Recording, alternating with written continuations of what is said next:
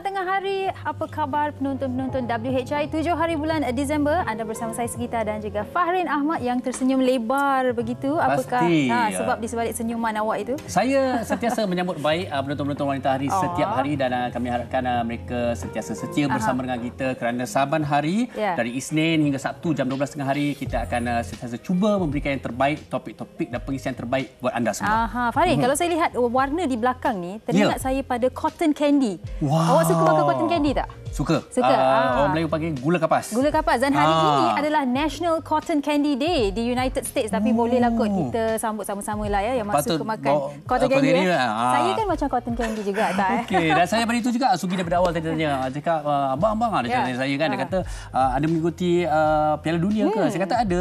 Saya sokong Jepun dan Korea tetapi mereka gagal mara. Tapi apa yang menarik malam tadi satu kejutan. Pasukan Mesir ataupun Morocco berjaya menewaskan bekas juara dunia Spanyol. Dan sudah pun mara ke quarter final. Ataupun kita nantikanlah siapa yang akan menjadi pemenang. Maghribi. Arab Saudi Mesir, Maghribi, Morocco. Okey, jadi kalau anda pun mengikuti Piala Dunia, bolehlah anda komen-komen di laman Facebook kami. Siapakah yang anda orang kata menyokong untuk Piala Dunia tahun 2022 ini? Tak kurangnya juga peminat-peminat wanita untuk sukan bola sepak. Okey, baik. Untuk hari ini kami akan memberikan sesuatu yang cukup menarik untuk anda. Pastikan anda bersama kami sepanjang siaran ini kerana boleh dikatakan ada dua topik utama yang menarik yang kami ingin kongsikan bersama dengan anda. Betul. Dan sebelum kami nak kongsikan apakah topik pertama pada hari ini, apa kata kita dengarkan juga pandangan orang ramai berkaitan topik yang cukup menarik dan penting itu. Kita dengarkan.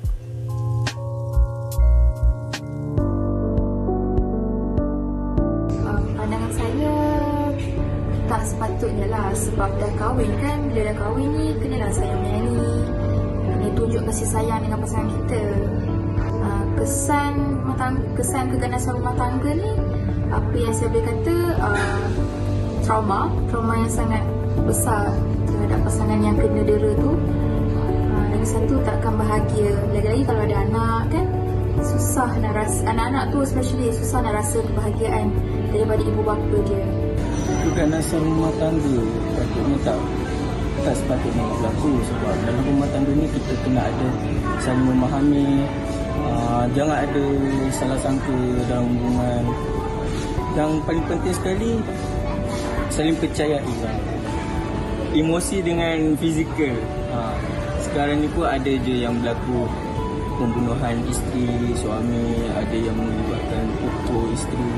Itu sepatutnya memang tak sepatutnya berlaku lah. Dalam rumah tangga ni boleh dielakkan kalau ada komunikasi antara dua pihak lah. Sebenarnya benda tu boleh dielakkan lah. Kita tak perlu pun nak kerana sebab if kita boleh communicate, everything will be solved. So actually benda tu boleh affect mentally and physically.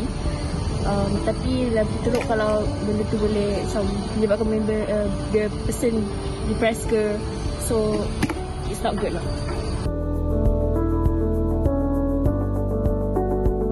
Solusi untuk mangsa pada saya mungkin dia boleh dapatkan counselling ataupun pergi ke jabatan agama yang berdekatan untuk cerita masalah rumah tangga kalau dia tak dapat nak bincang dengan pasangan dia.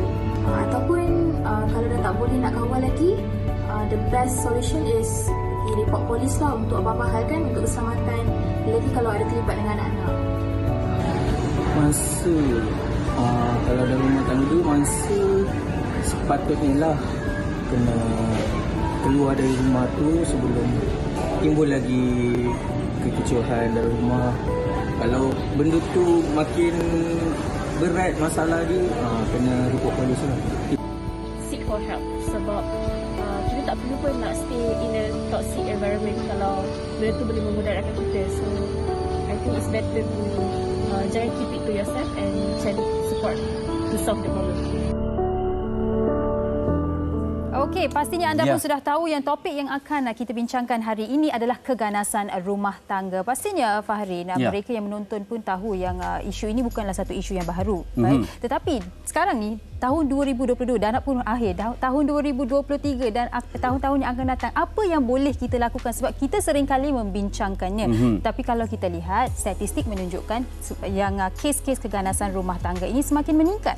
Betul Sugi, kerana itu yang menyebabkan kami terus mengetengahkan topik ini bersama dengan anda kerana masih lagi ramai wanita dalam keadaan dilema, tidak tahu apa yang harus dilakukan. Jadi kepada mungkin anda sendiri ataupun ada mengenali siapa di sekitar anda atau ada tidak pasti sebenarnya anda berada dalam situasi keganasan rumah tangga, pastikan anda terus bersama kami kerana kami akan menjawab pelbagai persoalan semampu kami bersama dengan panel-panel kita pada hari ini. Ya, dan bukan sahaja keganasan rumah tangga yang akan kita bincangkan hari ini, seterusnya kita akan juga membincangkan berkaitan dengan panic attack. Mungkin ini juga satu topik yang anda ingin tahu lebih lanjut. Kalau anda mengalami panic attack, bagaimana untuk menghadapinya ataupun orang yang anda tahu, bagaimana untuk membantu mereka. Jadi dua topik yang sangat penting dan menarik, terus bersama kami. Tapi sebelum kita berhenti berehat, Fahrin, kita juga ingin berkongsi sesuatu mengenai kesihatan kita juga daripada Flavets dan juga Proviton.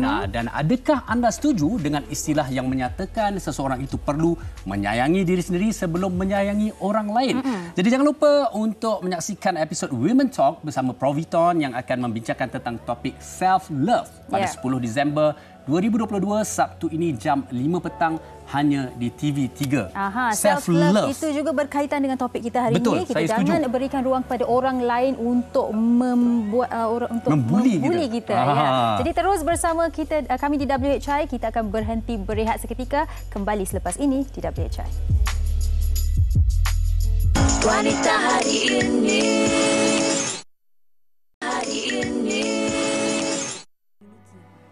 Dah tahu aku tak suka kau langgar peraturan aku. Kau tahu aku tak boleh tengok kau dengan jantan lain. Tapi kenapa kau balik juga dengan jantan lain? Boleh tak? Boleh tak? Tolong. Isu mengenai keganasan dalam rumah tangga bukanlah suatu perkara yang baru di Malaysia. Malah jumlah kes yang tular maupun kes yang telah difailkan sehingga kini semakin membimbangkan. Keganasan rumah tangga bukan semata-mata melibatkan keganasan fizikal. Bahkan, mengikut Akta Keganasan Rumah Tangga 1994, ianya turut merangkumi aspek seksual dan psikologi seperti memaki hormon, mencaci, mengeluarkan kata-kata kesat dan menghina. Menurut Kementerian Pembangunan Wanita, Keluarga dan Masyarakat, sebanyak 7,468 kes keganasan rumah tangga dilaporkan dan kertas siasatan dibuka tahun lalu sekaligus mencatatkan peningkatan 42% berbanding tahun sebelumnya iaitu 5,260 kes. Sebanyak 3,028 panggilan membabitkan kes keganasan rumah tangga diterima melalui talian kasih bagi tempoh Januari hingga Disember 2021. Perkara itu didorong oleh perubahan norma baharu kehidupan akibat berlakunya pandemik COVID-19 yang membataskan pergerakan serta aktiviti sosial dalam kalangan masyarakat.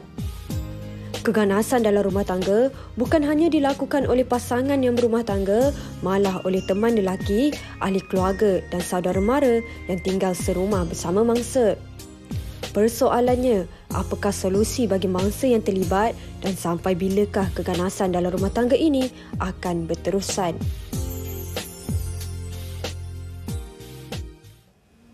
Baik, serba ringkas laporan yang disediakan untuk membuka topik kita pada hari ini, keganasan rumah tangga yang saya kira saban tahun, saban masa pun kita sentiasa memperbincangkan mengenai perkara ini. Dan seperti mana yang Sugi katakan tadi, statistiknya meningkat dan ini menyebabkan kami terus mengetengahkan isu ini. Baik, dan pada hari ini kita terus saja bersama dengan dua tetamu kita, Tuan Fasaluddin Muhammad Yusof, Peguam Bela dan Peguam Syar'i bersama kita pada hari ini. Terima kasih Tuan. Sama-sama. Dan juga seorang pakar psikologi klinikal dan pengurusi rumah teratai iaitu Puan Hajah Azlina Ghaffar. Terima kasih bersama kita pada hari ini. Terima kasih kedua-duanya bersama dengan kami WHI. Baik, kita nak mulakan bersama dengan Puan Hajah dahulu ya. Puan Hajah, kalau kita lihat dalam laporan tadi, kita dah dengarkan yang keganasan rumah tangga ini bukan sahaja keganasan fizikal, orang yang mengalami keganasan dari sudut pengabaian, sosial, ekonomi dan sebagainya juga dikira keganasan rumah tangga. Dan kalau kita lihat kitarannya, dia bermula dengan ketegangan, kemudian keganasan,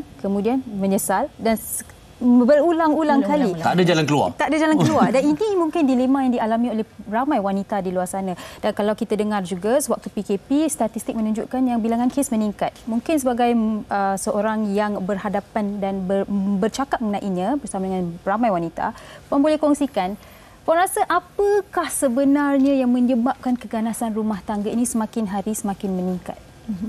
Terima kasih Suji dan Fahrin. Jadi mungkin saya boleh mulakan dengan menyatakan bahawa keganasan rumah tangga adalah satu masalah kesihatan awam. Okey. Dia bukan kita kata masalah masyarakat je, tapi dia masalah kesihatan awam ataupun major public health problems. Dan ia merupakan satu pelanggaran terhadap hak asasi wanita. Hak asasi manusia dan juga hak asasi wanita lah dalam hal ini. Jadi maknanya ini satu perkara yang besar yang perlu kita bincangkan dengan secara serius, di mana terdapat peruntukan undang-undang juga di situ yang mungkin akan disebut kemudianlah oleh Tuan Faisal. Jadi kita lihat bagaimana macam tadi Suji ada sebut dia ada kitaran dia. Kan kita tertinggal satu sebenarnya. Kitaran tu ada honeymoon period. Dia ada honeymoon period dulu misalnya baru kahwin, honeymoon lagi kan, happy dan sebagainya, penuh dengan janji manismu kan. Dan kemudian apabila berlaku ketegangan, isteri lambat masak ke, lambat balik rumah dan sebagainya, di situ mulalah berlaku keganasan di mana suami tidak dapat mengawal ataupun enggan mengawal kemarahan dan mungkin berlaku keganasan. Keganasan yang disebut tadi memang betul ada beberapa jenis, iaitu keganasan fizikal. Ini yang paling biasa kita lihat, keganasan fizikal, pukul, tampar, sepak, terajang semua dan sebagainya.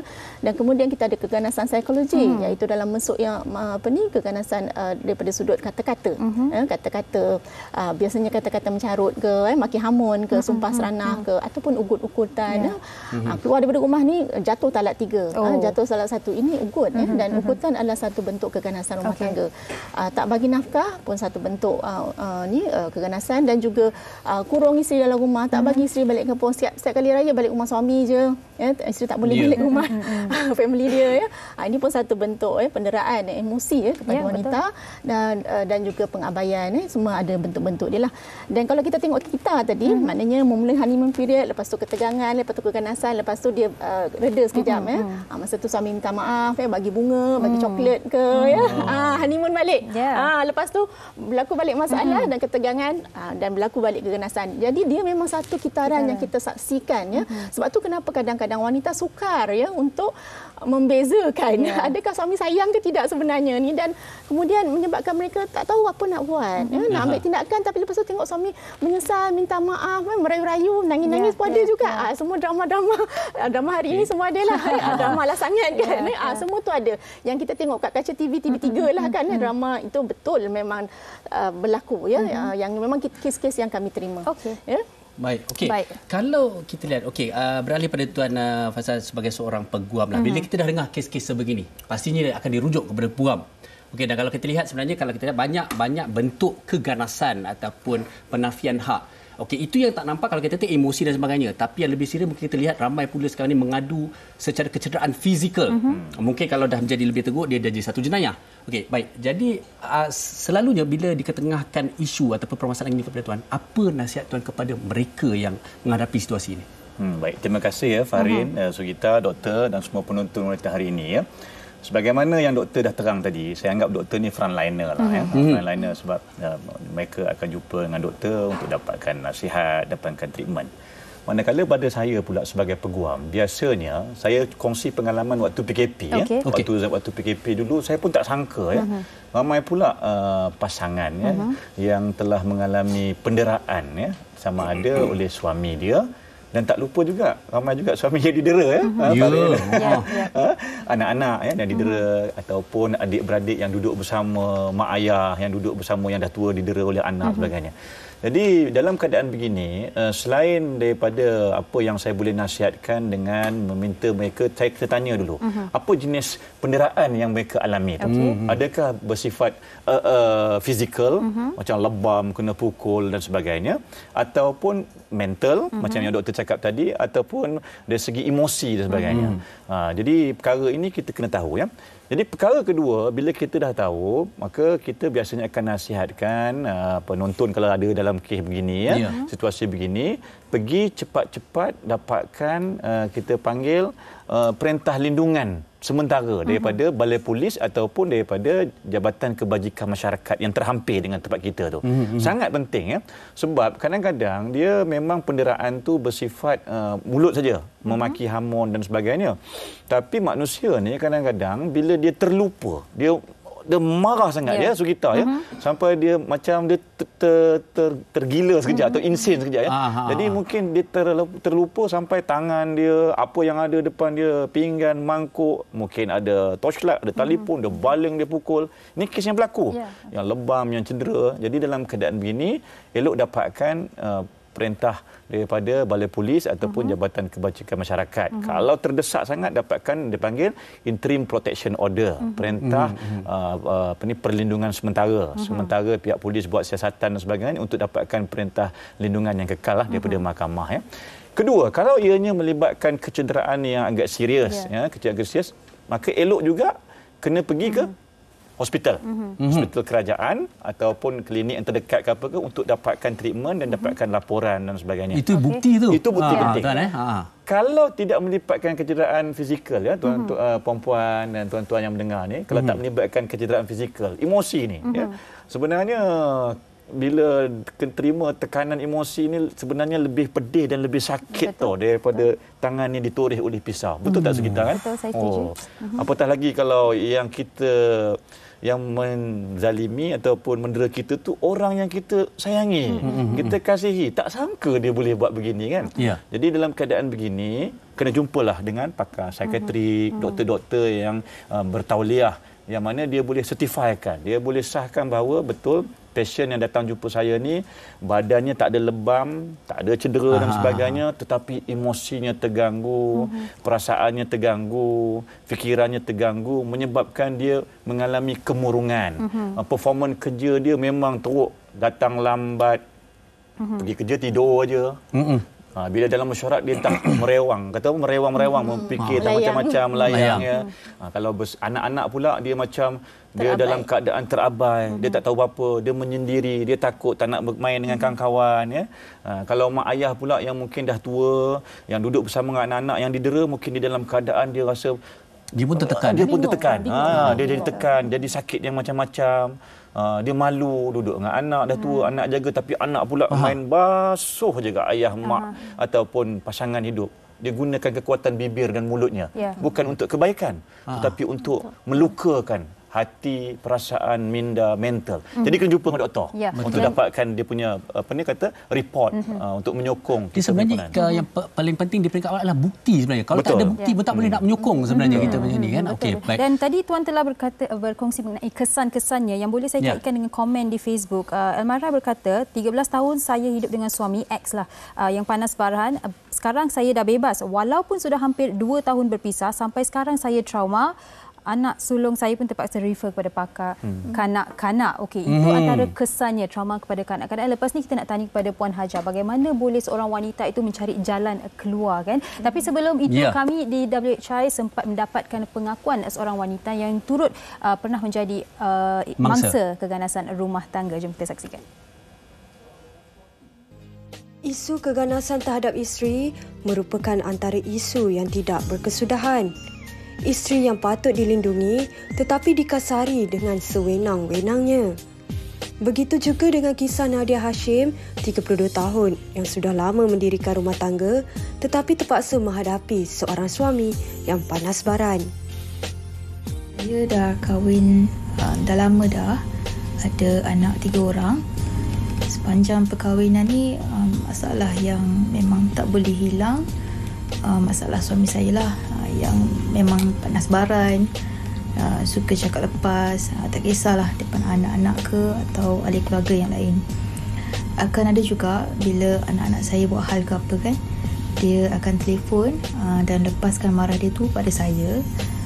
Bukan setakat marah je, marah dalam phone, lepas tu akan marah lagi dekat rumah, sampai naik tangan pun ada kadang-kadang. Sebabkan tak boleh nak kawal emosi, dia lepaskan kemarahan tu semua dekat saya. Sampai macam tu sekali lah. Kemudian dia letakkan kesalahan tu pada anak-anak saya. Jadi saya rasa memang tertekan sangat-sangat. Bukan saya je yang akan kena. Kalau saya pula mengadu pasal anak-anak pada dia, mesti dia nak mengamuk sampai pukul anak-anak. Masalah dengan perangai dia ni memang sangat luar jangkaan. Anak-anak kadang-kadang ngadu sebab tertekan. Ada tu sampai trauma. Saya ingat kan, tengah mengadu dekat dia ni, dapatlah dia nasihat anak-anak kan, atau dengar keluhan hati saya. Tapi bila anak-anak kena pukul ni, saya jadi sedih dan serba salah. Suami saya ni bukan setakat panas baran, kaki pukul, tapi tanggungjawab sebagai suami dengan ayah tu memang tak ada. Kami minum pakai anak bini pun tak pernah nak hirau. Sebabkan kelakuan dia yang luar jangkaan macam ni, benda ni buat saya trauma sangat. Saya tak boleh salah sikit. Macam-macam saya kena. Sampai pernah tu saya masuk ward. Ada sebab sakit sangat, kena tendang dengan dia. Saya tak tahan. Saya filekan cerai. Dan kemudian dengan cara ni, saya dengan anak boleh lari lah daripada suami dan juga ayah yang memang kaki pukul.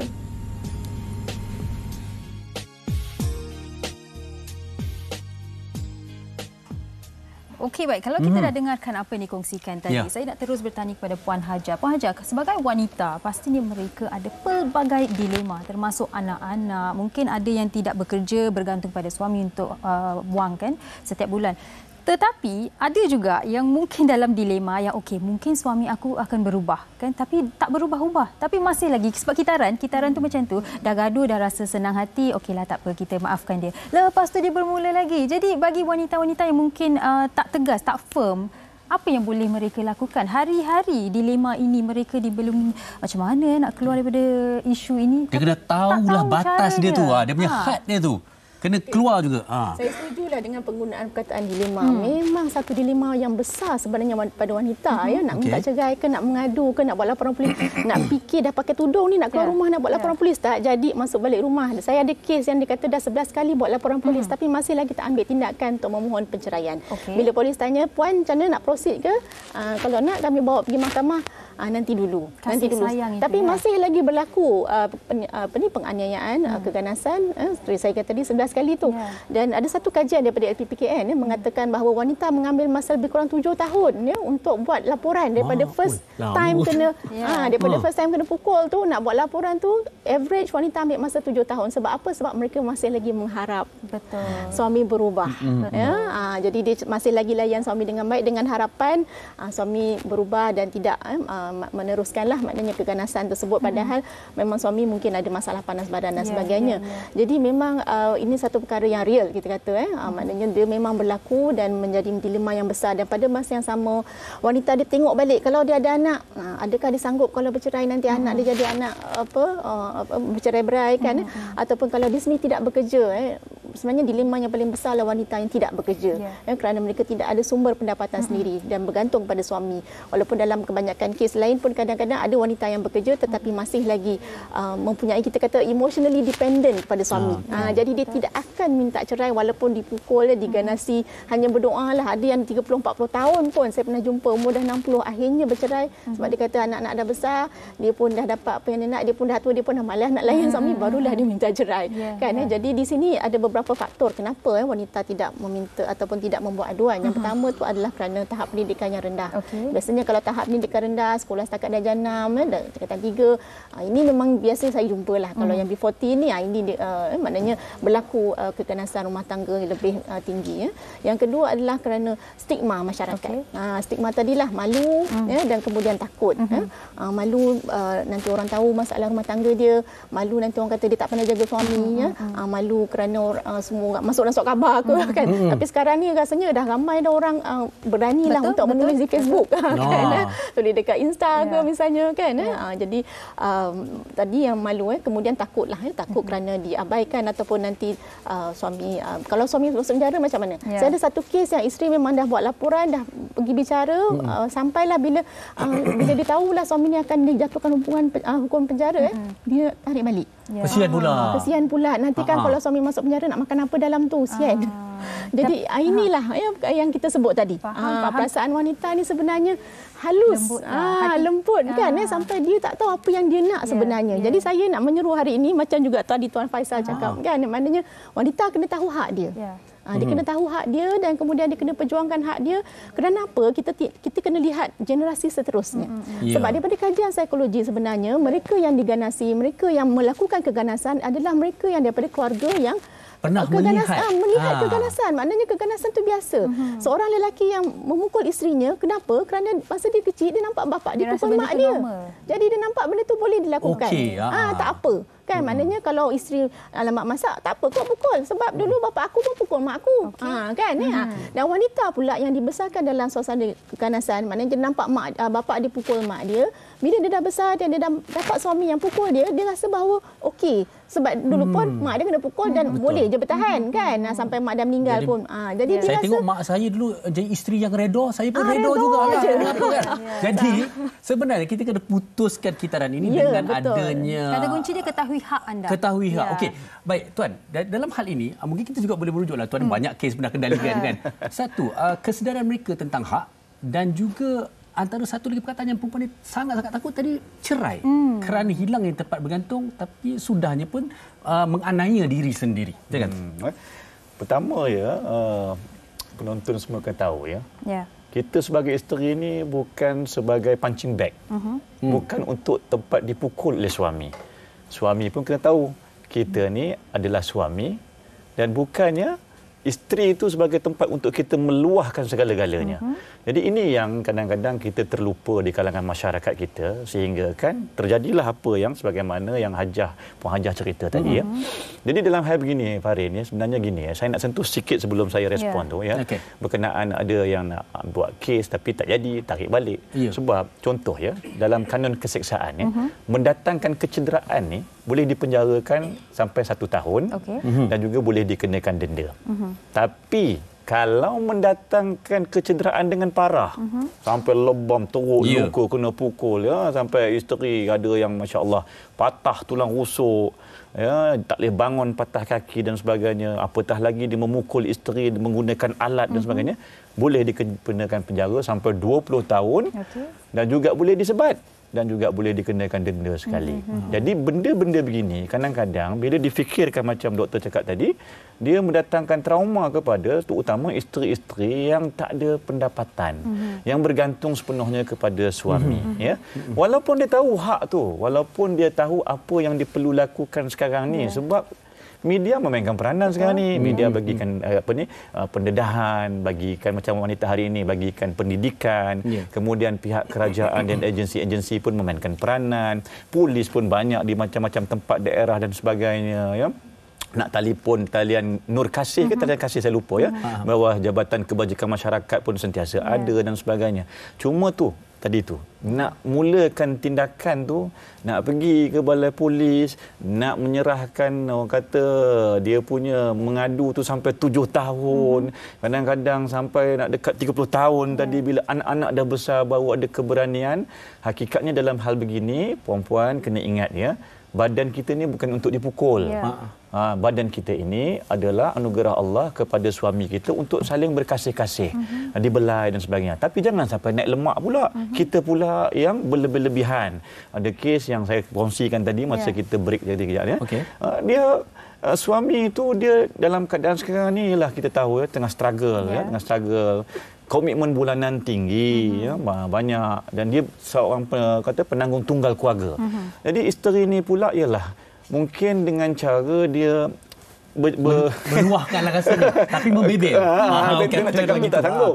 Tapi sebenarnya dia nak suami dia memahami. Isteri memang gitulah dia nak berkongsi dengan suami tapi mungkin dalam nada dengan cara yang suami balik letih. Jadi tiap-tiap hari jadi keadaan begitu sampailah suami memukul dia dalam keadaan suami mungkin tak sedar. Jadi dia buat report polis, bila dia buat report polis, dia buat aduan semua, akhirnya bila sampai ke mahkamah memang tak boleh lah. Memang tak boleh buat apalah sebab bila dah sampai mahkamah itu adalah budi bicara mutlak hakim dan juga pihak pendakwa. Jadi nak tarik balik, dia kata dia takut nanti suami dia masuk dalam penjara, dia hilang punca pendapatan walaupun dia tahu itu adalah hak dia untuk mendapatkan keadilan daripada undang-undang. Tapi dia tak boleh nak teruskan kehidupan tanpa suami yang dia tahu mungkin waktu tu dia pun menyumbang kepada kesilapan menyebabkan suami dia bertindak sebegitu di luar batasan berkenaan dengan cerai tadi. Katakanlah dalam sampai peringkat suami panas baran macam dikongsi tadi. Baran sangat ya. Takkan kita nak benarkan diri kita ini dizalimi setiap masa sampai bila-bila. Daripada kita ni cun melecun sampailah kita dah tua, jalan bongkok nak didera lagi, nak dipukul lagi oleh suami yang baran itu. Jangan. Itu sebenarnya orang kata kita menzalimi diri kita sendiri. Maka datanglah ke tempat yang sepatutnya. Kalau kita orang beragama Islam, dapatkan pembelaan di mahkamah syariah. Kalau kita bukan beragama Islam, kita dapatkan pembelaan di mahkamah keluarga, di mahkamah sivil. Dapatkan pembelaan tu berpisah dengan cara yang baik. Dapatkan hak-hak lepas perceraian tu.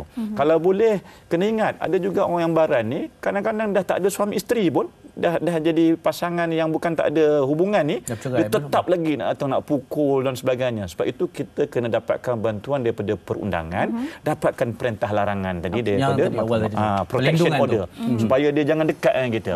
Dia dekat aja dalam jarak tertentu dan sebagainya, tangkap masuk dalam. Itu je caranya untuk bukan untuk menghukum saja, mendidik dan mengajar mereka yang baran, yang keterlaluan. Dan saya setuju dengan apa yang Tuan Faisal katakan tadi. Ramai dalam kalangan mereka tahu hak mereka, tetapi sebagai mereka, kita yang di luar ni, untuk kita memberikan nasihat senang, tetapi untuk mereka dalam situasi itu untuk mengambil langkah pertama itu biasanya sukar. Betul ya Puan Hajar? Dan mungkin di sini Puan Hajar, di penghujung ini Puan Hajar boleh berikan sedikit motivasi kepada wanita-wanita yang sedang menonton sekarang ini. Apa jua keadaan, walaupun si suami ataupun sesiapa juga terpukul ataupun terlepas geram, mereka tidak mempunyai hak atas badan kita ataupun mental kita, kan? Jadi mungkin Puan boleh terus berikan sedikit nasihat kepada mereka. Okey, yang pertama saya ingin nasihatkan semua pasangan agar belajar kemahiran komunikasi. Sebenarnya apa yang di-sharekan oleh Tuan Faisal tadi, maknanya isteri selalu membebel menyebabkan suami akhirnya tak tahan dan pukul isteri, kan, dia dah jadi satu penderaan. Di sini sebenarnya ada unsur-unsur provokasi, dan tak dinafikan. Saya tak nafikan, memang ada suami yang datang jumpa saya pun yang menangis-nangis juga pada juga bagi tahu bahawa dia tak tahan sebab isteri selalu membebel. Isteri suka sangat membebel dan cari salah dan sebagainya. Jadi ini sebenarnya satu bentuk provokasi dan sebenarnya ini pun adalah satu penderaan emosi kepada suami. Penderaan mental pada suami. Mana duit? Kenapa tak asyik kena buang kerja je? Awak malas kerja sebab itulah awak kena buang kerja dan sebagainya. Jadi sesiapa pun tak tahan sebenarnya. Jadi di sini bila ada masalah rumah tangga, saya ingin nasihatkan pasangan dapatkan bantuan kaunseling. Kaunseling membantu. Ya, dua-dua kena datang. Kaunseling rumah tangga, kaunseling perkahwinan ataupun kaunseling pasangan, di mana mereka belajar bagaimana untuk menghadapi masalah. Dalam keadaan PKP misalnya, kes meningkat memang betul, 9,000 lebih kes keganasan rumah tangga yang direkodkan, menunjukkan bagaimana sebenarnya selain daripada keganasan itu meningkat, kita dapati di peringkat kami lah mendapati bahawa kebanyakan pasangan tidak tahu cara untuk mengendalikan konflik dengan betul. Jadi sebab konflik rumah tangga memang wujud, macam bila-bila masa, dan memang kadang-kadang kita tak sangka dan sebagainya, kena buang kerja, kematian ke, perpisahan dan sebagainya. Jadi konflik memang berlaku. Bagaimana kita sebenarnya menangani konflik tu? Adakah kita nak menangani konflik dengan sama-sama nak berperang dan berpegang, ataupun kita nak menangani secara matang supaya kita dapat keluar daripada masalah ini dengan sebaik-baiknya, tanpa menimbulkan keganasan ataupun penderaan pada mana-mana pihak.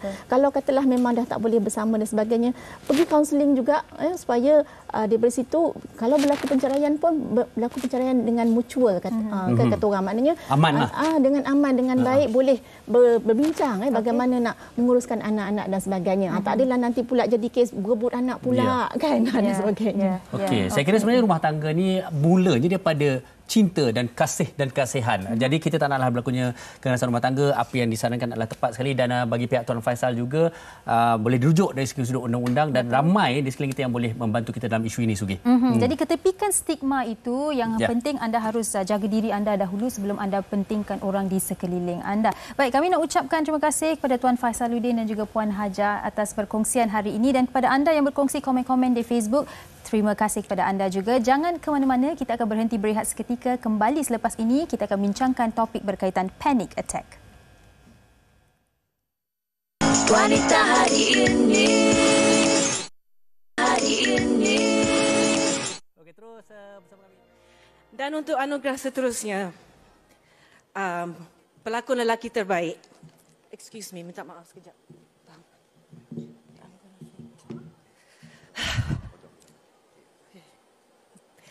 Terpaksa buka kasut, minta maaf ya tuan-tuan dan puan-puan. Okey. Barisan aktor ini berjaya menterjemahkan nilai, struktur dan intelektual lakonan sebagai pelakon lelaki terbaik. Calon-calon pada tahun ini.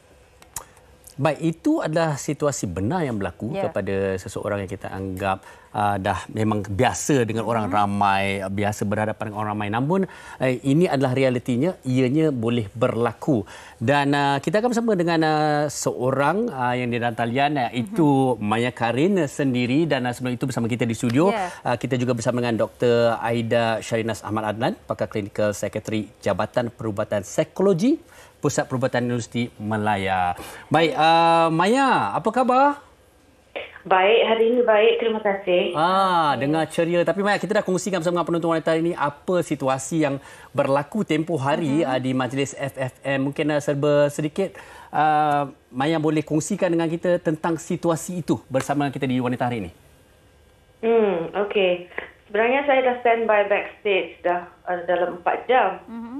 Tapi dalam perjalanan ke Melaka di mana FFM berlangsung, saya memang tidur je dalam kereta. I was so exhausted and tired. And then dekat anugerah tu biasanya tak ada makanan. Dia masalah dekat anugerah Malaysia ni.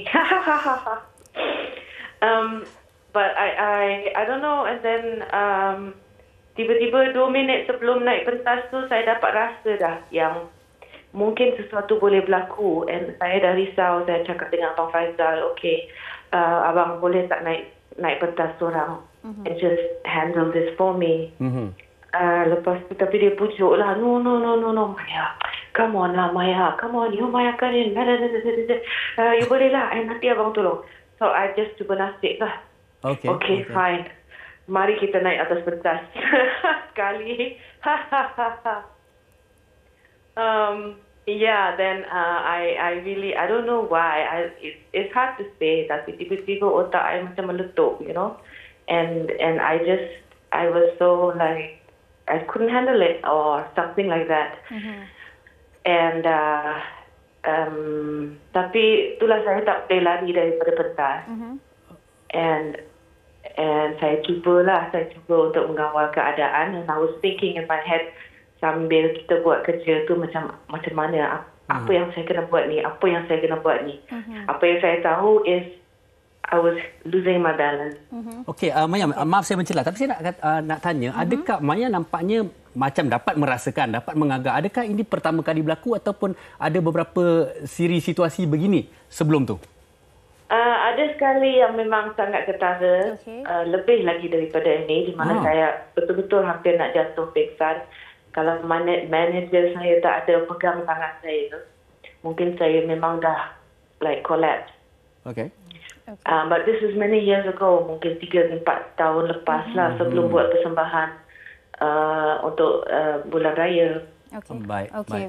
Dan Maya, first of all, terima kasih Maya ya kerana sudi berkongsi pengalaman Maya di Instagram, juga Maya telah berkongsi banyak berkaitan dengannya. Dan kita nak terus bertanya kepada Dr. Aida Syarinas. Doktor, kalau kita dah dengarkan situasi Maya, mungkin ramai yang sedang menuntut boleh berkait dengannya. Tapi di awal ni, mungkinkah juga doktor boleh berikan sedikit penerangan perbezaan antara panic attack dengan anxiety? Sebab saya rasa ramai yang mungkin keliru juga anxiety dan panic attack.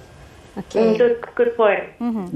So anxiety ni sebenarnya dia macam satu umbrella term untuk semua kecemasan yang seseorang tu boleh hadapilah. Salah satu adalah panic attack. Okay, so seperti yang Maya hadapi hari tu, dia seolah-olah badannya detect macam ada ancaman. Tapi sebenarnya secara literal tak ada ancaman. Tapi the emotional brain detected ada ancaman. Baik. Jadi badan dia bertindak balas seperti nafas kencang, nafas the heart rate laju kan. Jantung. Mungkin kalau abdomen rasa tak selesa, kadang-kadang berpeluh-peluh atau rasa macam nak pitam, nak jatuh, macam Maya kata dia lost the stability. So yang ini semua badan punya tindak balas simpatetik untuk menyelamatkan diri. Cumanya macam ada miscommunication in the brain sebab dekat dalam otak kata ada ancaman tapi secara literal tak ada ancaman. Itu yang menyebabkan panic attack. Jadi adakah ia satu disorder? So panic attack by itself, kalau sekali pernah mengalaminya, 1/3 daripada kita boleh mengalami panic attack dalam our lifetime. Tetapi sekiranya panic attack ini kerap, dalam sebulan tu, most days kita dapat panic attack tu, dan setelah dapat panic attack, dia adalah satu pengalaman yang menakutkan. Jadi dia anticipate the next panic attack. Yang ini akan menyebabkan dia lebih risau. Bila nak kena the next one, bila nak kena. So pengalaman ni kalau berterusan lebih sebulan, berkemungkinan orang ni ada panic disorder. So panic disorder memang kena dapatkan rawatan. Dia ada simptom dan juga beberapa kali siri kejadian keadaan seumpamanya. Okey, Maya, mungkin ramai yang apabila melihat Maya tempoh hari kan mereka kata, kenapa Maya macam ni? Maya adalah seorang selebriti, seorang pelakon, dah biasa berhadapan dengan orang ramai, dah biasa berhadapan di atas pentas dan sebagainya. Tetapi ramai yang masih tidak faham perkara ini adalah sebenarnya berlaku realiti, dan bagaimanakah kepentingannya kesedaran kepada mereka di luar sana untuk memastikan mereka memahami dan juga sedar dan menyokong mereka yang dilanda keadaan-keadaan seperti yang Maya lalui tempoh hari. Boleh saya patah balik sedikit tentang apa perbezaan anxiety? Boleh. Silakan. Di mana saya boleh cakap anxiety itu mungkin ada satu keadaan yang macam sedikit berterusan, and mungkin hari-hari kita akan rasa sedikit anxiety or it's like more regular. Tetapi panic attack adalah attack. Dia akan serang dengan kita tak faham, kita tak sangka, tiba-tiba sampai, tapi 10 minit kemudian dia boleh habis. Kalau kita ada sokongan or anything like tindakan yang betul, dia boleh habis dalam 10 minit. So apa yang orang tak faham, orang tanya saya 2 hari, 3 hari selepas tu, Maya dah okey ke? Sebenarnya saya dah okey 10 minit selepas tu pun. Saya masuk kereta, saya bertenang, saya just relax, minum air, duduk sekejap, lepas tu habis, tiba-tiba je.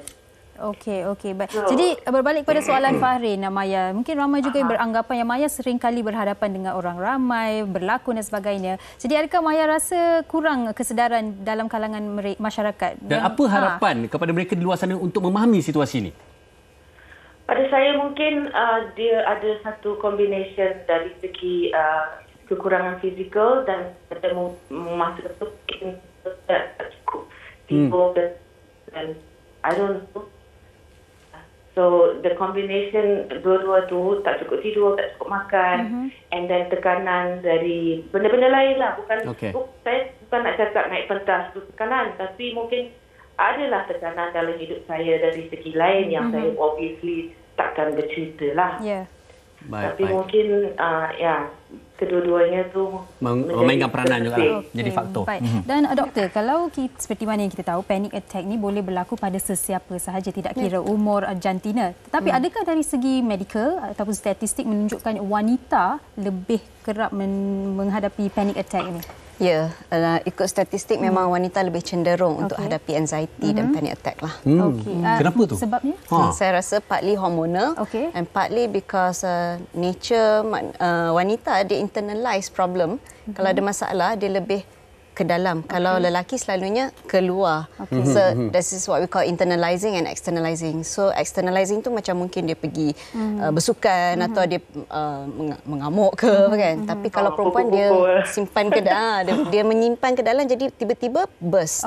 It burst as an panic attack. Okey, so panic attack boleh dikatakan literally it's an attack. Dia datang tidak diduga dan boleh hilang mungkin seperti yang Maya katakan dalam masa 10 minit. Dan tadi Maya berkata yang ada yang menelefon dan bertanya 2-3 hari kemudian awak dah okey ke tidak. Dan mungkin di sini doktor boleh kongsikan antara tekniknya. Mungkin Maya gunakan salah satu grounding techniques dan doktor boleh kongsikan apa antara teknik-teknik yang boleh dipraktikkan. Bantulah kalau mereka berada dalam keadaan ni. Saya tengok cara Maya handle keadaan tu sangat matang sebab dia buat macam like you said grounding teknik. Bila dah tak stable buka kasut dan berpaut. Jadi antara grounding teknik yang lain yang kita boleh aplikasikan adalah gunakan kita punya deria kita. Jadi ada deria pendengaran, penglihatan, touch, rasa. Okay. Jadi mula-mula sekali kita suggest deep breathing exercise first. Okay, so bila kita regulate balik our breathing tu, dia boleh betulkan balik ratio oksigen carbon dioxide tu. Okay, kan? So dia betulkan ratio tu dulu. So lepas dah buat deep breathing exercise, grounding tu kita boleh start dengan tengok 5 benda sekitar kita. Cuba identify 5 benda sekitar kita. Okay, lepas dah identify, kita cuba touch 4 benda yang kita boleh sentuh. Baik. So mungkin macam saya pegang seluar ni, rasa tekstur dia macam mana. Pegang ni, pegang table kan. Buka kasut, rasa tanah macam mana. So kita gunakan sensasi touch. And then kita gunakan 3, kita cari 3 dengar bunyi. Cuba you all dengar sekarang. Ada bunyi tak? Ada bunyi aircon. Aircon satu lagi. Ada bunyi abang kameraman tu bernapas. Dan jadi bila kita nak dapatkan sensasi deria ni, kita kena fokus sikit. So the focusing tu will ground us back to the present. Lepas tu slowly help to manage kita punya anxiety. Itu antara tips dan cara-cara. Okey, dan kalau kita lihat tempoh hari pun sebenarnya Maya melakukan benda yang tepat sekali. Dia cari dia ada hero dia Faizal Husin.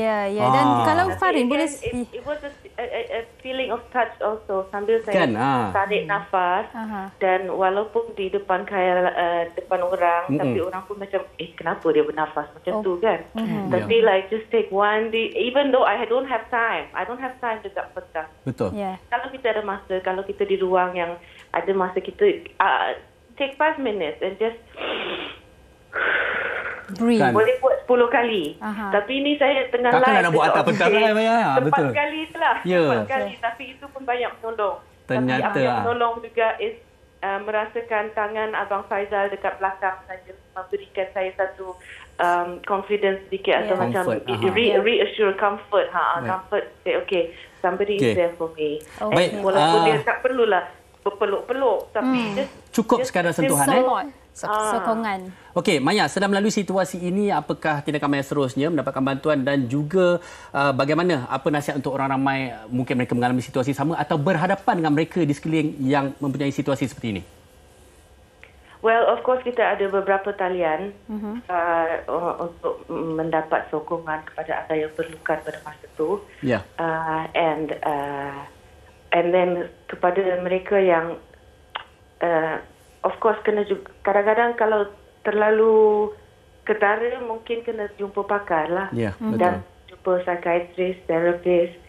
Kadang-kadang tu memang memerlukan kewangan which some people cannot afford. Tapi ada talian daripada pihak kerajaan yang kita boleh telefon dan kita boleh minta pertolongan pada masa tu. But in general, yes, I hope there will be more support dari segi therapist yang kita boleh jumpa, and then what is it, understanding daripada community kita. Dan and this is amazing that we are addressing this topic dekat live TV now. Di mana sebenarnya saya dapat banyak response from social media daripada ramai-ramai orang. Dari macam-macam. Ada juga yang doktor yang cakap. Doktor pun kena sedang panik depan nurse dia. Dia terpaksa lari dan berward kejap. Dia tenangkan diri. So I want to say it's not about being on stage. Bukan di atas pentas. Di mana-mana saja boleh berlaku. It's just, saya rasa it's just more lebih dari segi tekanan. Whether you are a doctor or you are pilot atau you kita student ke. Tapi kita rasa macam exam. The exam. macam mana nak tangani exam ni? Pengsan. Okey, baik. Terima kasih banyak-banyak Maya Karin atas perkongsian itu tadi.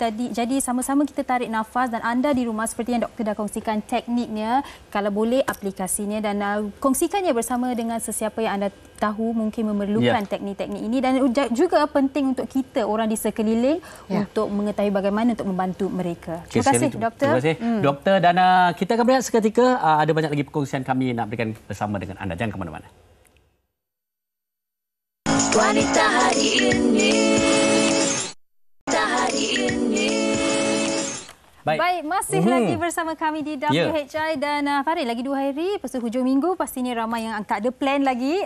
Jadi kalau tak ada plan, mereka boleh. Ini yang penting kami nak kongsi bersama dengan anda. Hujung minggu ini, jom datang beramai-ramai ke Karnival Jom Heboh di Puteri Harbour, Iskandar Puteri pada hari Jumaat dan Sabtu 9 dan 10 Disember ini. Ada pelbagai aktiviti menarik disediakan untuk para pengunjung seperti belon udara panas Duit Now seperti yang anda saksikan, serta permainan beluh buih dan face painting di zon Duit Now dengan bayaran hanya RM1 saja. Bayar dengan mengimbas Duit Now QR dari mana-mana aplikasi perbankan mudah alih atau e-dompet. Ada juga deco LED, booth bergambar, balon udara panas 3D dan photo wall neon untuk dijadikan kenangan bersama keluarga dan rakan-rakan. Jadi jangan lupa hashtag Duit Now bikin senang. Jumpa anda di sana. Awak pergi ke?